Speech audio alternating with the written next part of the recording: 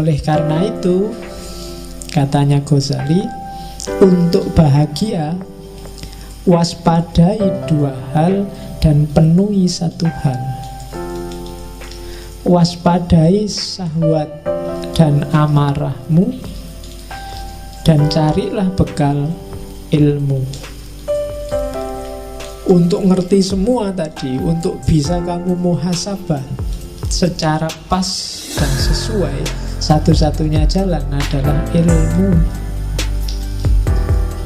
Kamu ngerti yang sedang main ini binatang apa malaikat, harus ngerti ilmu.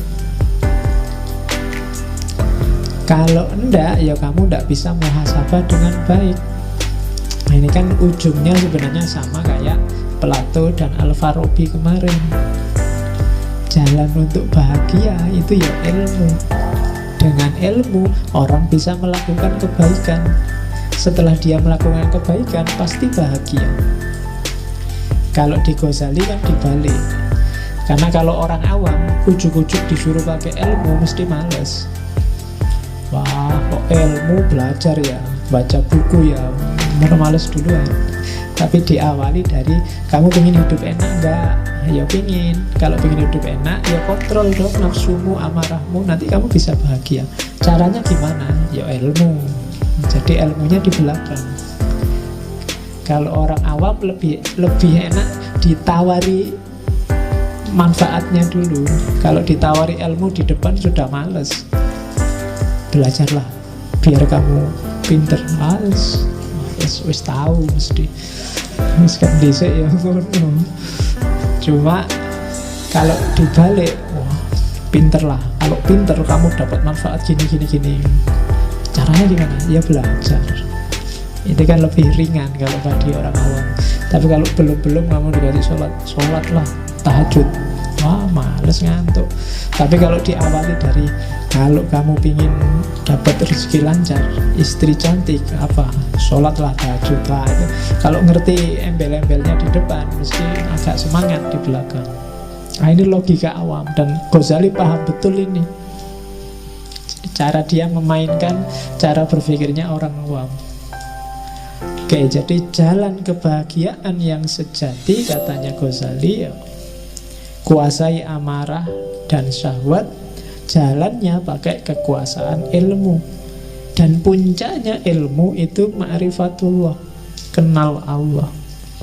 Kalau sudah ilmunya sudah nyampe ma'rifatullah, semua pasti akan tertib.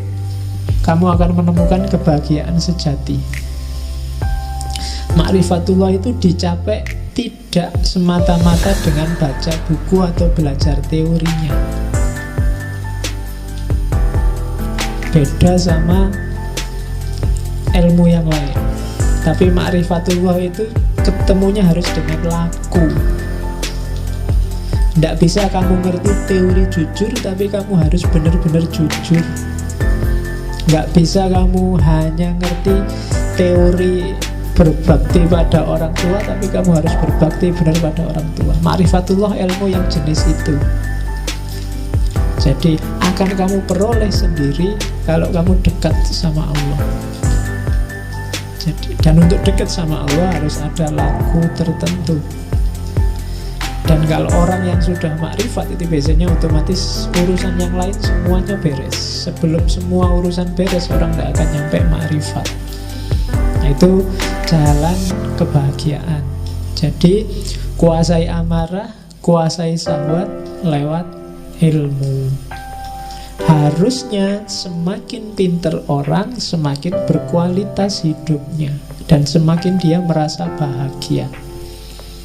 Kalau kamu merasa semakin pinter, wawasanmu semakin banyak, kok hidupmu semakin sumpek, ada yang salah dengan prosedurmu cari ilmu. Silahkan kamu muhasabah sendiri. Pak, saya ngaji filsafat mulai tahun lalu itu perasaan gak berkembang apa-apa itu Pak. Ya coba dicek lagi deh, jangan-jangan ada yang salah. Jangan-jangan yang kamu incar dari ngaji ini bukan ilmunya, kopinya mungkin. Iya. Jangan-jangan cuma nyari kopi gratis, jangan-jangan daripada nganggur, jangan-jangan banyak jangan-jangannya makanya. Maka dicek lagi. Terus ini saya ambil yang bahasa Inggris terjemahannya. Cara untuk menguasai amarah dan nafsu tadi, kalimatnya Ghazali bagus.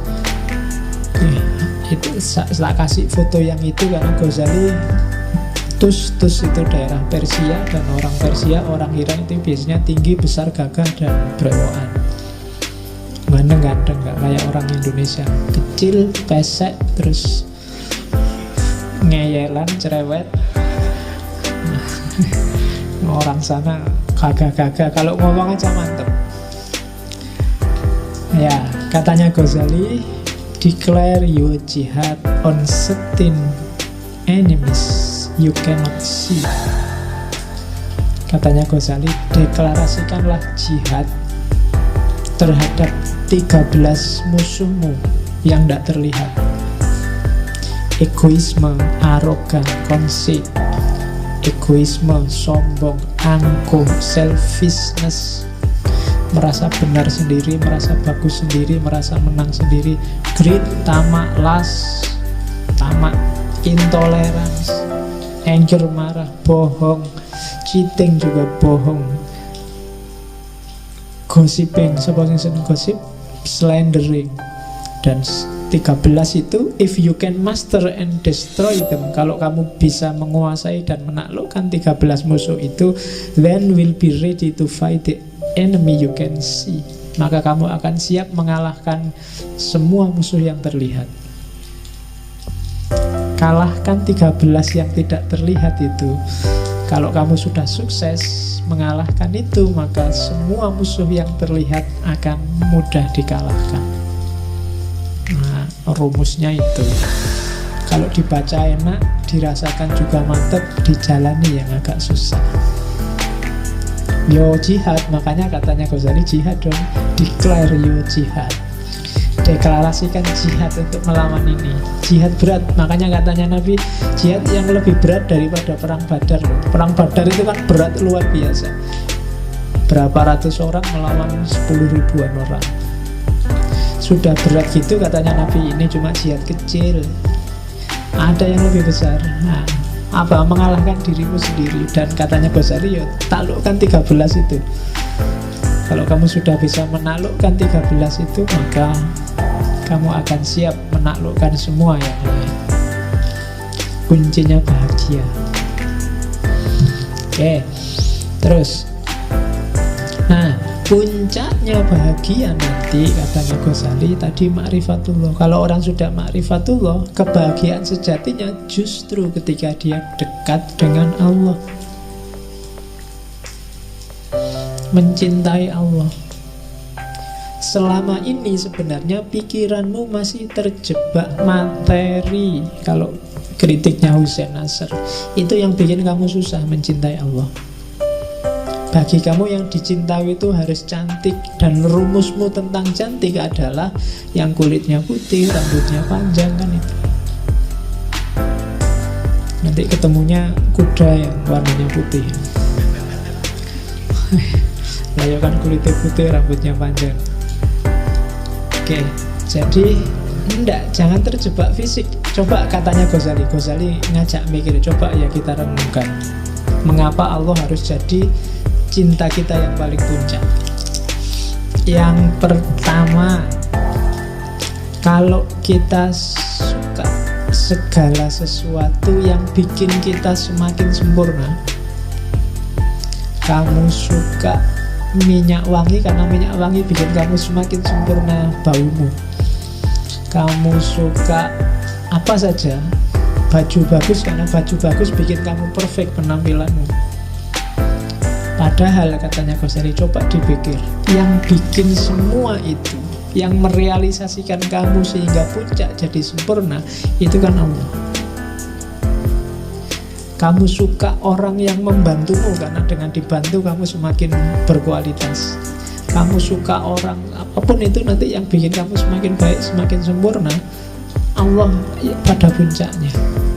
Harusnya Allah yang paling kamu sukai, katanya Ghazali.